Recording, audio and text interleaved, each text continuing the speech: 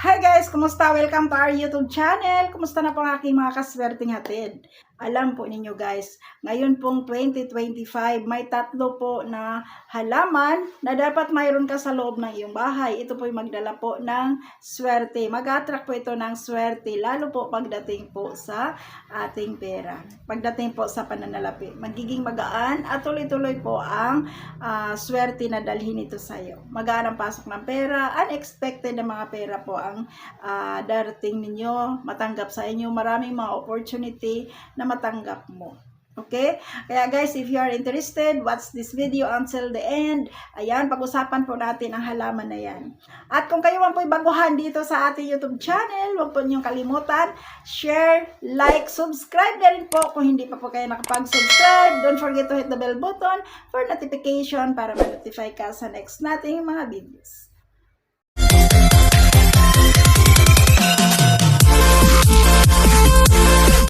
Kung gusto mo talagang tuloy-tuloy ang pasok ng swerte sa'yo, kailangan po magiging positibo po kayo.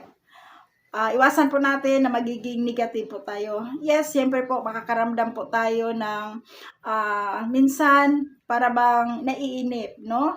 And then minsan nalulungkot ka. So, guys, kontrahin mo po yan. And then, ipagdasal mo kung may mga problema ka ngayon habang nanonood ka sa ating video, guys. Magdasal ka, guys. And then, kung ano yung mga problemang dumadating sa inyo, ayan, ipagdasal mo yan. Ibigay mo yan kay Lord.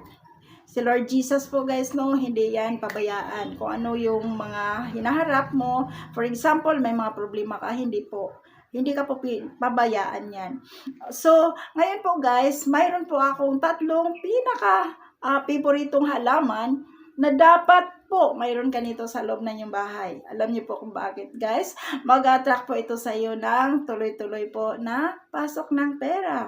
Magaan ang pagpasok ng pera. Then, kung may mga member ng iyong pamilya na naghanap ng trabaho, malaki po ang chance guys na mabilis itong matanggap sa trabaho. At kung may mga online business po kayo, magandang mayroon ka nito. Itabi mo lamang po ito sa computer or laptop na ginagamit niyo habang nag-online business po kayo. Kung may mga negosyo kayo, may mga sari-sari store kayo guys, ilagay po ninyo ito sa iyo pong tindahan. Ito po ay mag-attract po ng pasok ng pera, customers, and then tuloy-tuloy po yan guys, no? So ayan, ito po guys ang ating pinakaunang halaman po. Ito po ang ating ito guys, ayan, pinagtatali ko kasi. Ito guys, itong ating golden photos. Ang golden photos po guys, ito po, malakas po ito mag-attract ng swerte ngayon pong taon na darating. Ngayong 2025. Guys, maglista po kayo guys kasi sa totoo lamang po, totoo talaga ang swerte pag kayo po ay naniwala. So ayan, golden photos po. Kasi ang golden photos, nag-attract po ito ng pera. Magaan po ang pasok ng pera pag mayroon ka nito. And then, ang gagawin po ninyo guys, pwede naman ninyong ibabad sa tubig, kagaya sa akin. And then, araw-araw mo lamang siya palitan ng tubig. Kasi pag hindi mo siya palitan ng tubig guys, ayan, magkaroon ng amoy dito. And then, posible din, bahayan siya ng lamok. Pero guys, kung gusto nyo itanim sa lupa, mas maganda rin siya sa lupa. Pero ako guys, tubig po. Ayan, nakababad po ito sa tubig. And then, ayan, number 1 ang ating golden photos. And then, pangalawa po guys, ay ang ating, ito po, itong ating Gracinia. Ito po, Lucky Bamboo po ito guys, no? And then, ang ginawa ko po, ayan, nilagay ko siya sa tubig guys, hanggang nagkagamot po siya, ayan. Ayan. Guys, ito pong Gracinia. Ayan, malakas po ito maglinis ng hangin po sa loob ng ating bahay, no? Yung mga air pollution dyan, yan, nakakatulong po ito na malilinis nito. Okay?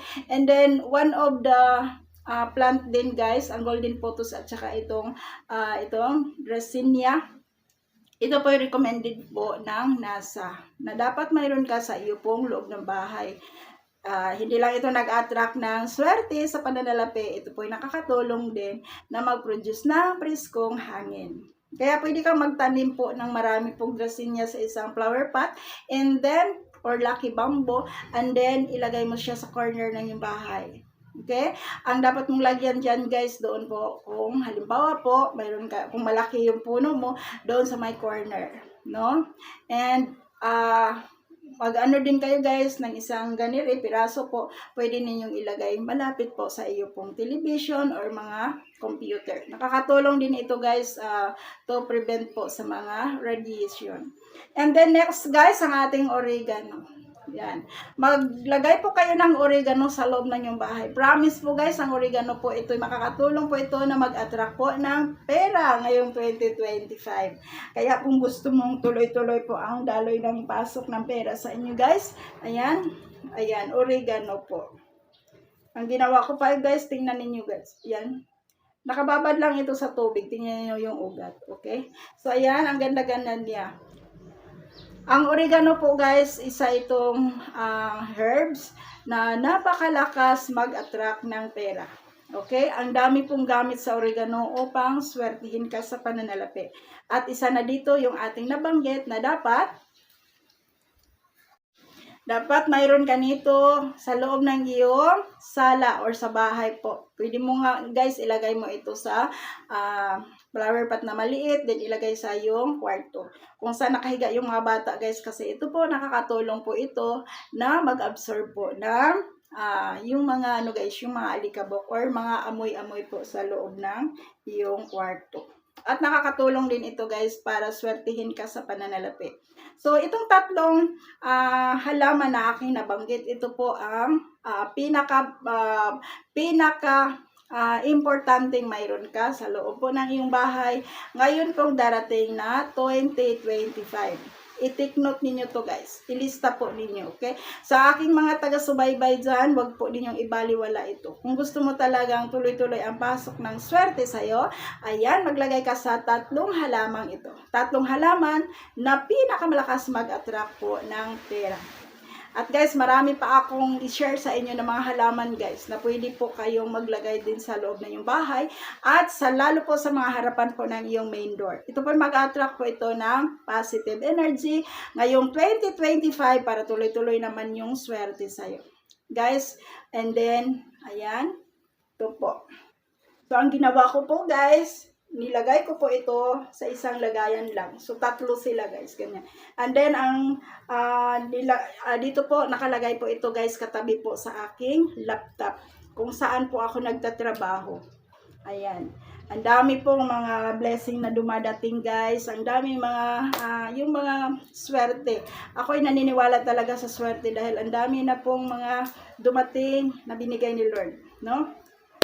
Hindi man bigla yung pagbabago ng ating kabuhayan, unti-unti po, nagiging magaan po ang pasok ng pera. And then, may mga unexpected na mga binigay na gifts sa atin. Okay po? So, ayan. Ulitin ko po. Itong tatlong ito po, maglagay po kayo nito sa loob po ng inyong bahay. Kahit maliit lang yung bahay ninyo guys, lagyan po ninyo nito. Okay? Kasi po ito po makakatulong po ito upang gumanda po ang daloy ng pera sa inyo. Maganda po ang takbo sa iyo ng iyo pong trabaho or sa iyo pong magbigo kung may mga negosyo po kayo. Kaya, sana po makatulong po sa inyo ang ating pinag-usapang topic. Be positive lamang po palagi. And then, shoutout nga pala guys sa lahat ko pong mga taga-subaybay, Luzon, Visayas at Mindanao. Ayan, lagi kayong mag-ingat mga kaswerte at kung hindi pa dumating sa iyo ang mga swerte na pinapangarap mo, yung blessing na pinapangarap mo, huwag kang mawala ng pag-asa. Tuloy ang buhay at pasalamatan po natin bawat araw na tayo po'y nagising na healthy at kasama ang ating pamilya. Isang napakalaking bagay na dapat natin makita, na dapat nating pasalamatan ito. Kaya guys, no, kung nagustuhan po ninyo ating pinag-usapang topic ngayon, maglagay na kayo kaagad ngayon bago matapos ang taon ng 2024. Kasi po, pagpasok pa lang ng 2025, ito po, magiging maganda na ang pasok ng pera sa'yo. So, may pang Christmas kayo at tuloy-tuloy na po yan. Be positive lamang po. So, ulitin ko po guys, maraming salamat po sa inyong lahat. Huwag pong kalimutan, i-like, i-share, subscribe na rin po. Kung hindi pa po kayo nakapag-subscribe, don't forget to hit the bell button for notification para ma-notify ka sa next nating mga videos. Thank you so much. God bless everyone. Bye!